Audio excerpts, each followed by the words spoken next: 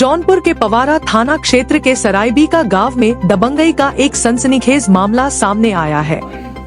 आरोप है कि कुछ लोगों ने एक पीड़ित परिवार के पुश्तैनी मकान का ताला तोड़कर अवैध कब्जा कर लिया और घर में रखा सामान बाहर फेंक दिया। साथ ही परिवार को जान से मारने की धमकी भी दी। पीड़ित संतोष कुमार मोदनवाल पुत्र सवा प्रहलाद ने पुलिस को दी गई तहरीर में बताया कि सरायबीका बाजार स्थित आराजी संख्या 334-0.11780 में उनका हिस्सा है। उन्होंने इस जमीन का कुछ भाग अपनी पत्नी कलावती देवी के नाम बैनामा कर रखा है, जिस पर उनका कब्जा था और वहां आरा मशीन व गोदाम संचालित था। पीड़ित के अनुसार गोदाम का ताला तोड़कर उसमें रखी करीब 1.5 लाख रुपए की लकड़ी भी नुकसान पहुंचाया गया।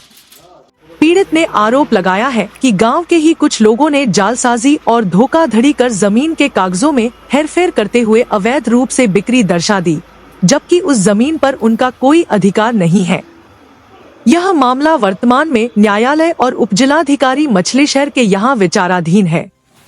घटना 6 अप्रैल 2026 की सुबह करीब 4 से 5 बजे के बीच की बताई जा रही है, जब आरोपित राजेश, विनोद, सुशील, जवाहरलाल, सचिन, आशीष व अन्य धारदार हथियारों और लाठी डंडों से लैस होकर मौके पर पहुंचे। उन्होंने मकान का ताला तोड़कर जबरन प्रवेश किया और सामान बाहर फेंक दिया। विरोध करने पर संतोष कुमार को हथियार लेकर दौड़ा लिया गया। शोर सुनकर ग्रामीण जुटे, लेकिन आरोपियों ने किसी की नहीं सुनी और धमकी देते हुए मौके पर डटे रहे।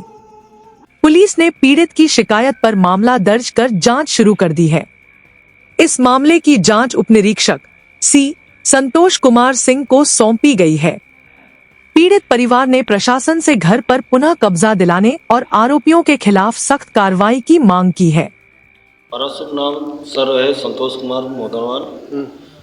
पिता का नाम है स्वर्गीय प्रहलाद दास, निवासी ग्राम सरायबीका, थाना पवारा, तहसील मछलीशहर, जिला जौनपुर। क्या मामला है प्रधान जी? आपका बहुत दिनों से एक वीडियो वायरल हो रहा है। मामला हमारा ये सर है कि हमारी पुश्तैनी जमीन है, उसमें हम आधे के शेयरदार हैं और आधे में हमारे पट्टीदार जो थे वो 6 भाई थे। 6 भाइयों में हम 3 भाइयों का हिस्सा अपने पत्नी के नाम से बैनामा भी लिया, और जो कि आज 2-3 साल पहले हमारा तरमीन भी हो गया है। ये कैसी जमीन है? किसकी जमीन थी पहले? पुश्तैनी जमीन थी। पुश्तैनी? आपकी पुश्तैनी जमीन? हाँ, पुश्तैनी जमीन थी। चकाउट जमीन थी, चकपरे आराजी थी, पुश्तैनी जमीन थी। तो मामला क्या हो गया? मामला ये हो गया कि जो 6 भाइयों में एक भाई रामचंद्र थे, उन्होंने अपने जीवन काल में ही, अपने जीते ही अपने शेयर के ज़मीन बेच चुके हैं। हाँ, उस समय जब बेचे थे उन्होंने, तब पार्ट बैनामा तरमीन नहीं होता था, इसलिए उनका नाम चला आ रहा था। उनके जगह उनके मरने के बाद उनके लड़के का नाम चला है। उसी आधार पर उनका लड़का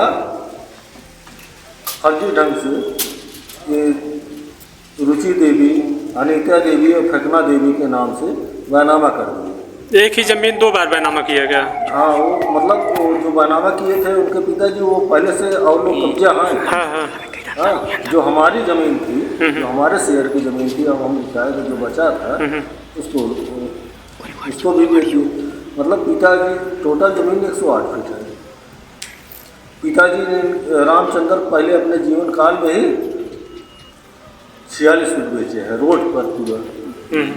और इनके लड़के जो हैं अजय कुमार, ये 54 फीट रुचि और फेंकना अजय और अनीता को बेच दिए, जिन्होंने हमारा आज ताला तोड़ के 6 तारीख को कब्जा कर लिया। जो आप जमीन लिखाए थे वो तरमीन हुआ था? हमारा तरमीन आज 2 साल पहले हो गया। तो वहाँ पे आप कब्जा किए थे? हमारा कब्जा था, हमारा ताला बंद था, उसमें हमारा कम से कम 1.5-2 लाख की लकड़ी है और आरा मशीन भी अंदर है। हमारा लाइसेंस ही हमारा आरा मशीन है। तो ताला तोड़ करके जो अवैध कब्जा किया गया, उस पर कब्जा किया, उसका वीडियो हमारे पास CC कैमरे की वीडियो फुटेज है। तो ताला कितने समय तोड़ा गया, कब तोड़ा गया? ताला लगभग 5 बजे सुबह के करीब। तो सूचना आपको किसने दिया? सूचना हमने पहले 112 नंबर पे दिए, फिर SO साहब को दिए। तो मौके पे आए थे SO? दिन भर तो पहले 112 नंबर आया, SO तो नहीं आए थे। 112 नंबर आया, हमको थाने बुलाया गया, हम थाने पे गए, सुबह से बैठे थे।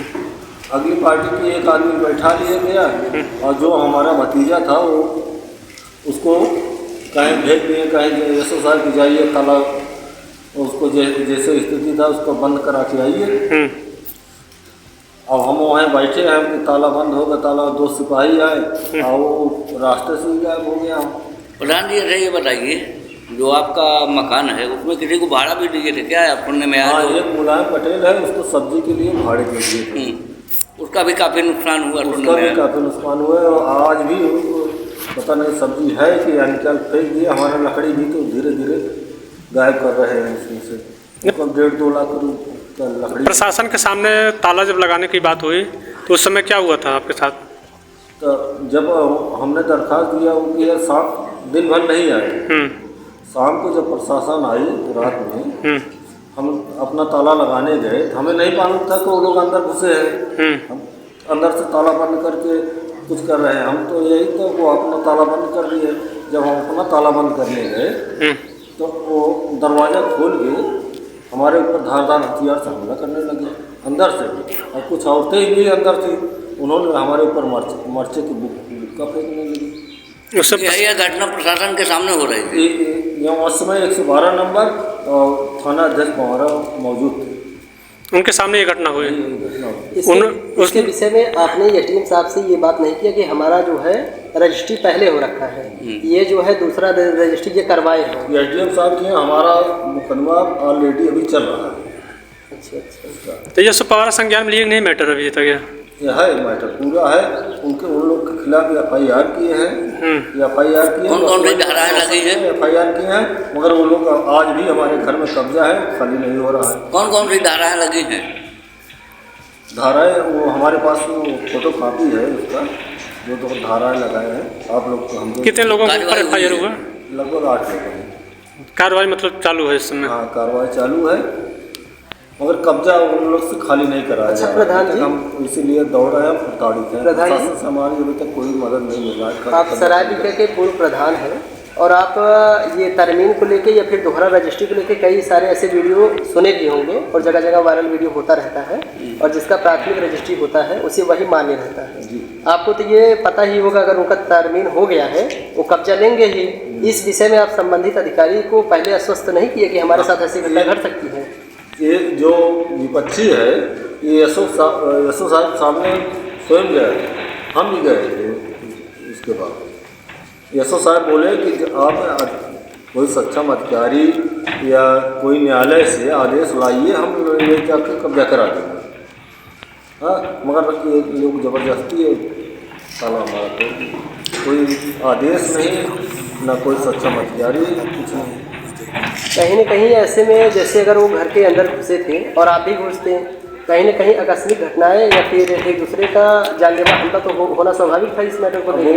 वो लोग काफ़ी है संख्या में, हम परिवार में 2 ही भाई हैं और वो लोग काफ़ी है संख्या में। कब्जा के बाद मान लीजिए एसओ साहब ने आपका FIR लिख दिए हैं, जब एसओ साहब सामने हमारे ऊपर हमला हो सकता है, हम अकेले में जाएंगे तो हमारे ऊपर हमला नहीं होगा। प्रधान जी ये बताइए, जिस दिन आपको बुलाया गया था थाने पे, अब विपक्ष भी आपका गया था वहाँ मौके पे? विपक्ष गया था। यशोर सुनने में आया कि यशोर साहब के सामने वो स्वीकार भी किया अगला पक्ष कि मैं स्वयं ताला तोड़ा हूँ, तोड़ करके घुसा हूँ अंदर। जी हाँ, स्वीकार किया था? जी हाँ, स्वीकार किया था।